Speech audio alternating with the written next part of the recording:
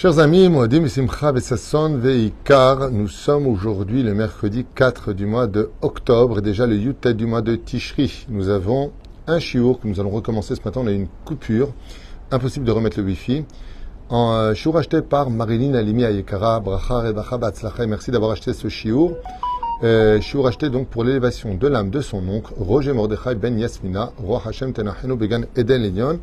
Et aussi, Marc, remercier Hachem pour tous ses bienfaits, ainsi que le Rav David Tuitou, de nous rendre la Torah accessible. Merci à vous, Be'ezrat Hachem, que la Torah d'Hachem soit diffusée dans le monde entier et que tout le monde connaisse, Be'ezrat Hachem, la valeur de notre Torah, la sincérité de nos mitzvot, et Be'ezrat Hachem et le mérite de servir le roi des rois, Akadosh Baruch Hu. On pensera à une grande refouach lema pour tous les malades d'Israël et Nushmat Kol Mete Israël, et on commence tout de suite notre shiur avec un des plus grands prophètes d'Israël, même s'il est cité dans les petits prophètes, par rapport à Yecheskel, Isaïe et Yirmiyahu.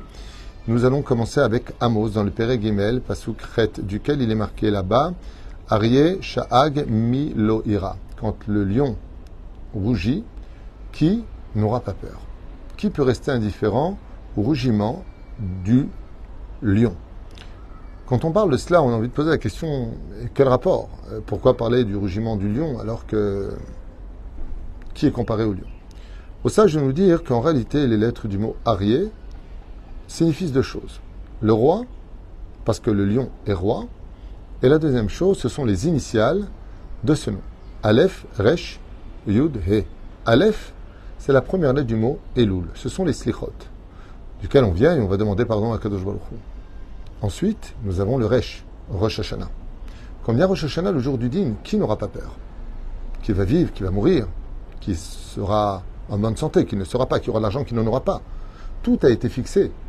Le Yud, Yom Kippour, un jour terrible, un jour de pardon, un jour de pleurs et de demande de pardon, de Teshuvah.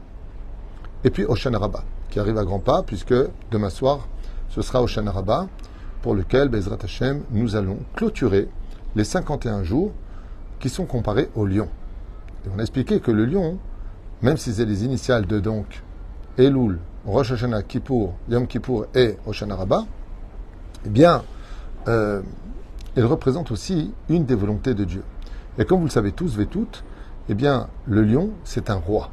C'est un roi qui est respecté dans la forêt, c'est un roi que l'on sert, c'est un roi à qui, Be'etzem, le respect s'impose. Et pour qui le respect s'impose?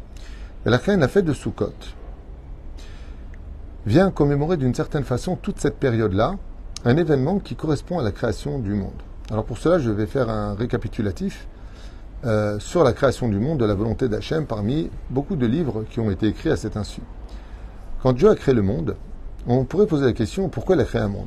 Arrête, si Dieu est complet et si parfait, lui qui est au-dessus du temps, lui qui est au-dessus de toute notion de la création, donc c'est pas la peine de poser la question, d'accord, mais avant, qu'est-ce qu'il faisait Dieu? Avant, c'est une invention de Dieu. Donc qu'est-ce qu'il faisait avant sa création, d'avoir créé avant? C'est hors de portée. Melachem, le créateur du monde, quand il a créé le monde, il a eu une volonté. Le fait d'être roi, c'est une évidence. Pour tout celui qui le voit et qui le connaît, comme les anges qui le servent, il est évident que le créateur du monde est roi. Donc ce n'est pas une surprise. Mais de plonger l'homme dans l'ignorance de la vérité, dans un monde matériel qui va l'aveugler de la spiritualité qui l'entoure. Et grâce à la Torah et au mitzvot, et à la recherche par la hitbo des doutes, le fait de parler avec Hachem, de le rechercher de tout son cœur, de toute son âme, de le ressentir, et de faire de lui un roi, eh bien, cela deviendrait un mérite pour nous hors du commun. Et c'est le but ultime de la création. Le but ultime de la création dans l'intérêt de Dieu, question qu'on pourrait poser la question, mais si Dieu nous a créés, c'est qu'il a besoin de nous. Dieu n'a pas besoin de nous, il existait, il existera toujours avec ou sans nous. Alors quel avantage l'humanité pourrait-elle apporter à Dieu? Réponse, le droit et le choix de le proclamer roi ou pas. Zot Hashela Agdola, et c'est là qu'est toute la grandeur du mot Aryeh, le lion, Ishag Miloïra. Pourquoi est-ce qu'on parle de cette période-là? Parce que chaque fête qui arrive dans le peuple d'Israël est là pour commémorer une chose bien précise. De Aleph de Elul jusqu'à Hoshana Rabbah, nous sommes dans la Teshuvah d'un monde spécifique qui s'appelle la reconnaissance de proclamer Dieu, roi du monde. C'est en cela que nous allons vivre cet événement impressionnant de toutes les fêtes de Tishri qui commencent en réalité depuis le mois de Elul, Aleph de Aryeh. La reine, comme vous le savez tous, Qu'est-ce qui peut nous éloigner de cela? Le mois de Av représente le lion, parce que c'était le mois où le Beth Amikdash a été détruit, comme si on avait frappé le lion. Ensuite, nous sommes dans le mois de la Betula, la Vierge. Ensuite, dans le mois de la Balance. Chazal nous dit, à propos du mois de Av et à propos du mois de Elul, mieux vaut être poursuivi par un lion que d'être derrière une Betula. Ça veut dire, fais attention, car le domaine des femmes et de l'argent sont deux jambes du Yetzer Hara par lequel l'homme tombe et oublie son roi. Mais la reine, cette période-là nous rappelle que nous avons un roi et qu'il faut le proclamer. C'est pour ça que nos prières vont se diviser en deux parties totalement différentes. De Aleph de Elul jusqu'à Yom Kippourim, nous sommes dans la Teshuvah des fautes. Ça veut dire quoi vis-à-vis du roi? Je vais m'expliquer clairement. C'est que ce qui fait d'un roi un roi, c'est qu'on lui obéisse. Parce que si on n'obéit pas au roi, on est chayav mita. Ça veut dire que le roi donne un ordre et tu fais le contraire. Eh bien, normalement, tu es mis à mort. Parce que tu as trahi le roi ou la parole du roi. De l'autre côté, nous sommes dans une période où, une fois qu'on a demandé pardon, que le roi nous a accordé sa clémence, le jour de Kippour, nous faisons dans une autre période. Et cette autre période, dans les prières, se retrouve un petit peu accompagnée du pardon que l'on va demander, comme Rosh Hashanah. Et comme cette période, Hamli Chulael, qui ou levado maram vekadosh, Hamli Chulael. Vous constaterez que toutes les prières que nous avons pendant la période de Arié, donc Elul, Rosh Hashanah, Yom Kippour et Hoshana Rabbah, sont des périodes où on crie constamment que Dieu est roi. Hashem ou Elokim, Hashem Melech Hashem Malach, Hashem Melech Leolam Vaed, Hamelech HaKadosh, Hamelech HaMishpat. Revenez bien sur tous les versets et vous constaterez que tout ce que nous allons prononcer, c'est la proclamation que Dieu est roi. Et donc, si Dieu est roi, que nous nous soumettons à sa volonté. Par contre, une très belle histoire qui malheureusement a créé un très grand kitroug, une très grande accusation. À l'époque de Rabbi Yitzhak de Berditchev, il y a à peu près 3 siècles en arrière, vivait un roi qui avait voulu récompenser en Europe un de ses sujets qu'il trouvait très fidèle, très droit et qu'il aimait particulièrement. Alors il lui a dit, sachant qu'il était tombé éperdument amoureux d'une jeune fille de 17 ans, et ne sachant pas où elle était, le roi s'est renseigné dans le lieu où elle se trouvait. Et pour récompenser son sujet, il lui a remis une missive, une lettre dans laquelle il avait marqué un texte, tamponné du sceau du roi. Puis il lui ordonna de prendre cette lettre-là, d'aller à telle adresse et que la personne qui ouvrirait la porte, de lui remettre cette lettre et d'obéir à l'ordre du roi. Tout de suite, il prit cette lettre et s'exécuta. Il voyagea en carrosse, arriva là où il devait arriver, et puis voilà qu'une fois qu'il arriva, il trouva une très jolie maison. Il tapa à la porte, et puis une vieille dame ouvrit la porte et lui tendit la lettre du roi, avec fierté. Voilà, c'est pour vous. Cette vieille dame ouvrit le courrier du roi, elle constata qu'il s'agissait vraiment du sceau du roi, et dans un élan de joie absolue, elle regarda, elle dit « Waouh, waouh !» Alors il dit, qu'est-ce qui se passe? Il dit, lisez. Et là, il lit ce que le roi a marqué. Je vous ordonne d'épouser cet homme qui vous a remis ce courrier. Quand il lit ça, il est un peu blémi. Il regarde la femme, lui, il est jeune, il a à peu près 30 ans. Elle a peut-être 80 ans. Et il dit, très bien, je vais organiser les noces. Et puis voilà que le mariage a lieu, et puis il se marie. Puis le roi, au bout de quelques mois, voit que depuis qu'il lui a donné cette lettre, eh bien, son sujet, est pas spécialement souriant.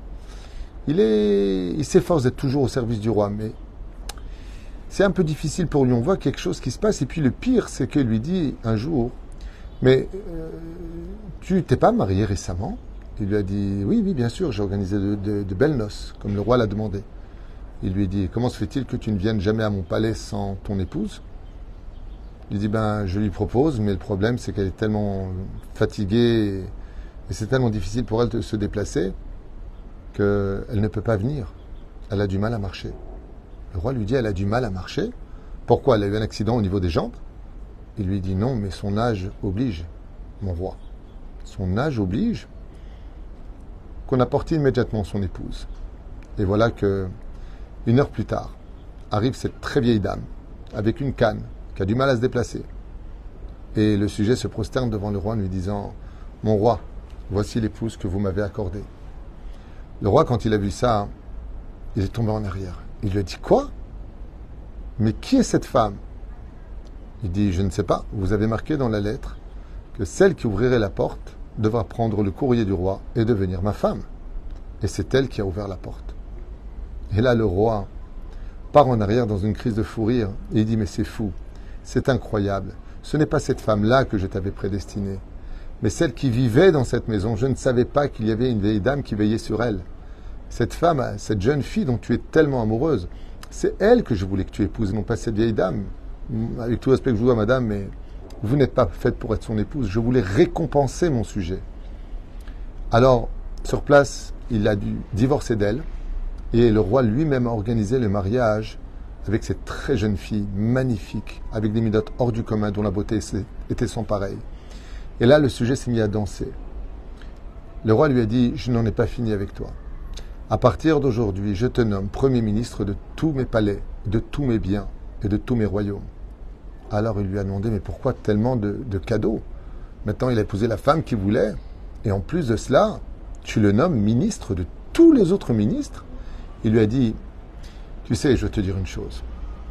C'est vrai que je suis roi. Mais je suis roi parce que j'ai une couronne sur la tête. Mais qui fait de moi un roi? Celui qui écoute ce que je lui dis, même s'il n'y a aucune logique à cela. Et toi, tu as épousé une vieille dame de 80 ans parce que je vais marquer que celle qui ouvrira la porte deviendra ta femme. Une telle fidélité, une telle soumission fait de moi vraiment un roi. Et c'est pour cela que moi aussi aujourd'hui, je veux faire de toi un roi. » Cette histoire a fait trembler le ciel. Pourquoi? Parce qu'Akadosh Baruch Hu, il dit, vous vous rendez compte, un non-juif, pour son roi, a été capable, sans réfléchir, de se marier avec la personne qu'il aurait voulu le moins au monde avoir dans son lit. Et vous, Béné Israël, vous devez me prouver que moi aussi je suis roi. Et c'est pour cela que cette fête est créée.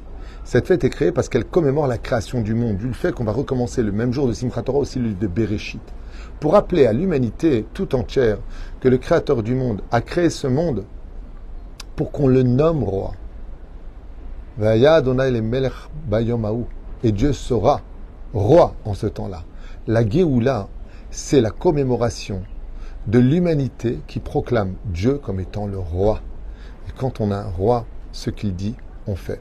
Bien sûr, vous savez que les lois du roi sont différentes de ce que l'on peut connaître dans les temps modernes. Par exemple, le roi d'Angleterre n'a rien à voir avec le roi dont on parle dans la halakha. Le roi du Maroc, oui. Le roi d'Arabie Saoudite, oui. Pourquoi? Parce que ce sont des rois qui ont des droits de vie et de mort sur les sujets. Et quand on parle de roi, un roi, c'est pas quelqu'un on dit quoi faire, quoi penser, quoi. On peut le conseiller. Mais le roi a un droit de pouvoir. Et Akadosh Baruch Hu lui aussi, Hachem Emit Umechaye. Dieu, il a tous les pouvoirs dans les mains. La question est de savoir est-ce que nous, on fera de lui un roi. Et c'est pour cela que nos Chachamim, eh bien, nous ont instauré que dans toutes nos prières, dans tous les sujets, dans tous les lieux où nous irons, vous verrez qu'il n'y a pas une seule prière où le nom roi n'est pas formulé. Vous allez boire. Baruch ata Hashem Elokeinu melech haolam, roi du monde. She'akol niyeh bidvaro. Baruch ata Hashem Elokeinu melech haolam, boré min mezonot. Vous faites le birkat Amazon, vous faites les bénédictions. Baruch ata Hashem, Baruch ata Hashem. On bénit et on rappelle que Dieu est source de bénédiction, melech haolam, sur tous les olamot. Et ainsi donc, par le biais que sur toutes les directions, sur toutes les dimensions qui existent, qu'on connaisse ou qu'on ne connaisse pas, il faut savoir que le roi est respecté par les plus grands de tous les anges, comme les pires démons de ce monde. Tout le monde sont soumis à la volonté d'Hachem. Le créateur du monde est roi. Et cette période dans laquelle nous sommes nous le rappelle. C'est pour cela d'ailleurs que les Anané Kavod de la Souka eh bien, représentent une chose que, de façon symbolique, on appelle la cape du roi. Les Anané Kavod sont là pour montrer à Israël qu'Akadosh Baruch Hu fait de nous des rois. L'une des raisons pour lesquelles on appelle les tefilines, c'est tout simplement parce que le srach que nous avons au-dessus de la tête, comme le mien qui est au-dessus de ma tête, eh bien, c'est elle la couronne du peuple d'Israël. Et en dehors de Sukkot, ce sont nos téphilines qui représentent la couronne. Et notre talit représente la cape du roi. Ou freine, quand on prend l'herbat aminim, Chazal nous dit que les 4 espèces représentent le sceptre du roi. car le Créateur du monde, mais tant qu'on fait sa volonté, alors qu'on est dans l'illogisme d'être dans une souka, alors qu'on a une maison, on dort sur un matelas par terre dans la souka, alors qu'on a un lit très confortable, nous allons tout simplement nous marier avec la volonté d'Hachem, même si pour nous, on ne comprend pas vraiment au niveau de l'intellect quel intérêt on pourrait obtenir de façon logique de faire cette fête de Sukkot. Tziladim et Menuta. C'est parce que Baruch Hashem, on fait un peu à l'image de cette histoire que je vous ai racontée de cet homme qui a épousé une femme de 80 ans parce que le roi lui avait demandé d'épouser la première personne qui ouvrirait la porte. De la même façon, se tenir à l'ordre du roi, c'est se grandir. Plus tu feras grandir le nom de Dieu, et plus Hashem te fera grandir. Je vous ai apporté un texte très intéressant que beaucoup de gens ne connaissent pas sur le sujet qu'on va voir ensemble maintenant, pour lequel il est marqué comme cela. Attendez juste un instant. Non, c'est pas ce livre-là, c'est celui-là. Voilà. Voilà, je voudrais vous lire quelque chose pour vous faire comprendre. Voilà. L'importance de la souka, de l'Eati de la voix, et combien celui qui fait grandir le nom de Dieu fera grandir son nom. Dans Baba Batra Bedaf Ain He Amud Aleph, l'Eati de la voix Atidim Israël Shiuk Voim Kol Echad Mea Ama. Quand viendra la Géoula, nous dit la Gemara dans Baba Batra à la page 75 Amud Aleph. Les enfants d'Israël ne feront pas moins de 50 mètres de haut. Qui vivra verra. Peu importe ce que vous pensez, je vous dis ce qui a marqué. Après, Bezrat Hashem, vous comprendrez quel rapport entre l'un et l'autre. Rabbeinu, il dit comme ça, Echi joue Besukot. Et si on fait 50 mètres de haut, comment on va s'asseoir dans la souka? Donc il y a un diyun dans la Gemara à savoir, d'accord, mais si on fait 50 mètres de haut, donc Mea Ama, comment on va entrer dans la souka? 50 mètres, c'est quand même plusieurs étages. Il dit, Arei Gova Alema Alam Esrim Ama. Le maximum d'une souka, c'est 10 mètres de hauteur. Sinon, c'est pas soul. Comme c'est marqué dans la Gemara de Masechet Souka.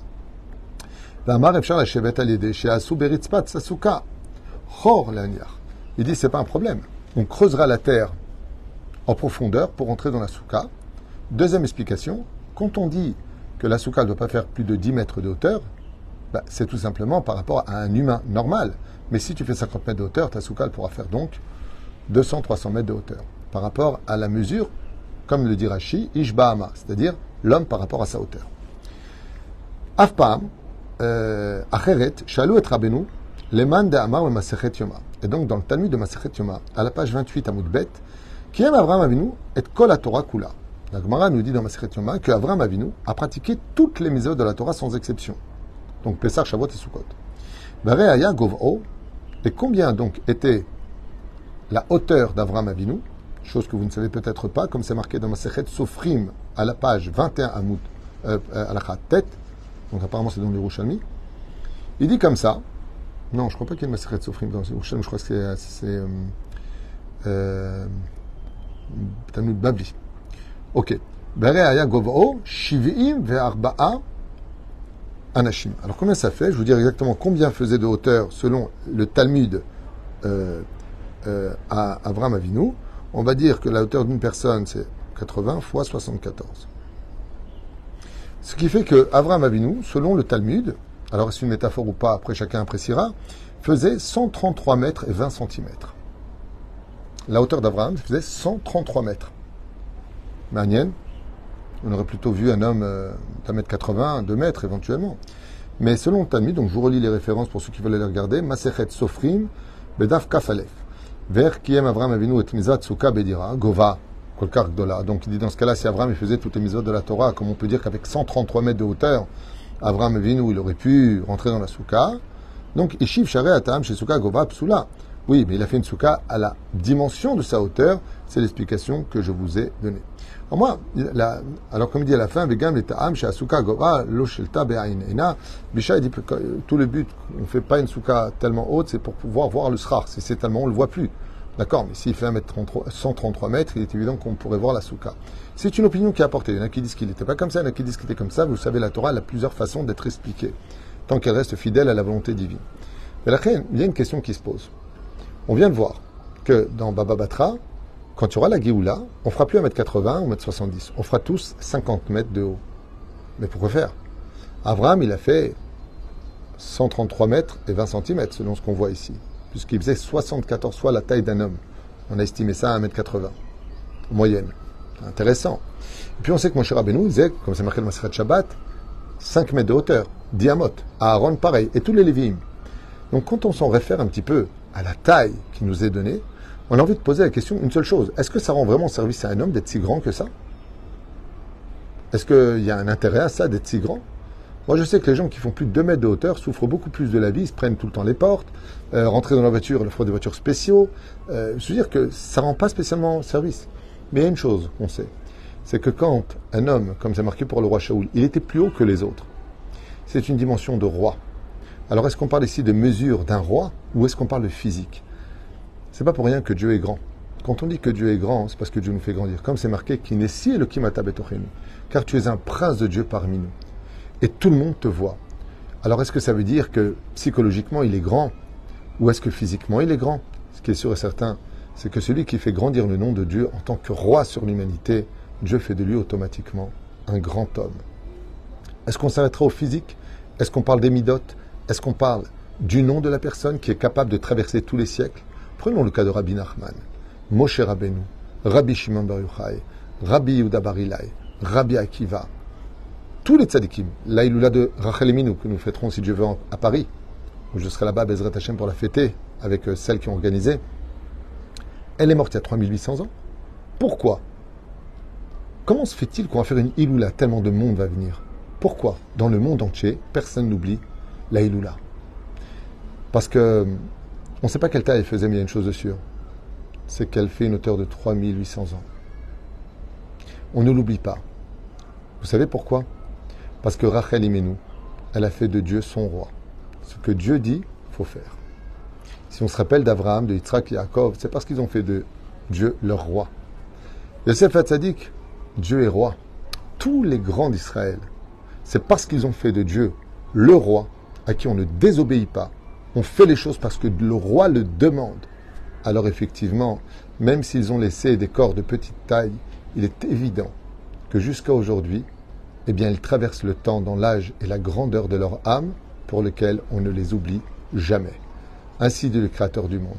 Si à chaque occasion tu t'es rappelé que j'étais ton roi et que pour l'honneur du roi, tu n'as fait aucun péché, tu as fait ma volonté, tu m'as servi avec amour et empressement, alors Béhémet, le rendez-vous de la Souka est tout à l'honneur de la grandeur de chacun de nous, puisqu'il y a marqué Kol Ezrar B'Israël Tishvu Besukot Shivat Yamim. Vous viendrez tous vous asseoir, parce que plus tard, je rappellerai la grandeur de vos noms dans la Soukat Oro du Léviathan. La reine Bezrat Hashem, sachez que la Tchouva de Soukot est reliée essentiellement à la grandeur de renommer Akadosh Baruch Hu, roi des rois, lui qui a mis la couronne du Srar sur notre tête, les Hanan et Kavod en guise de cape du roi, et les Arbat Aminim, les 4 espèces dans les mains, qui représentent le sceptre du roi, à l'image de ce roi qui va récompenser son sujet et en faire son premier ministre. Am Israël Chai Vekayam, et c'est pour ça nous que faisons les Sheva Ushpizin, Abraham, Yitzhak, Yaakov, Moshe, Aaron, Yosef, David. Pourquoi est-ce qu'on a ces 7 personnages? Parce qu'ils étaient tous rois dans leur domaine. Pourquoi ils étaient rois? Parce que Dieu les a nommés rois. Pourquoi Dieu les a nommés rois? Parce qu'ils ont fait du roi des rois, le roi de tous les rois. Avec votre permission, j'aimerais juste regarder si j'ai pas oublié un enseignement que j'avais noté ici. Bezrat Hashem.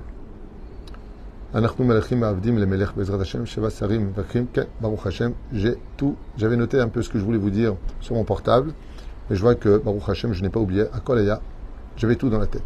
Je rappellerai Bezrat Hashem, chers amis, qu'on est le 4 du mois et que le 10 j'ai la vrichim à payer. Ceux qui peuvent aider Bezrat Hashem Itbarach, je vous remercierai. Et ceux qui ne peuvent pas aider, que Dieu vous remplisse de joie, d'opulence, de brachot, de tout ce que vous désirez. Yeshuot venechamot, hava ve'arva, shalom ve'reut, Bezrat Hashem Itbarach. Et merci une fois de plus à la tzadika Marilyn Halimi pour l'élévation de son oncle Roger Mordechai Ben Yasmina qui aujourd'hui c'est sa askara. Bezrat Hashem Melech haolam itzaveh otanu Yeshuot venechamot, hava ve'arva, shalom ve'reut. Chag Sameach et à bientôt si Dieu veut. Peut-être dans un instant, peut-être pour un autre chiot, si vous avez envie. Kol Tuv.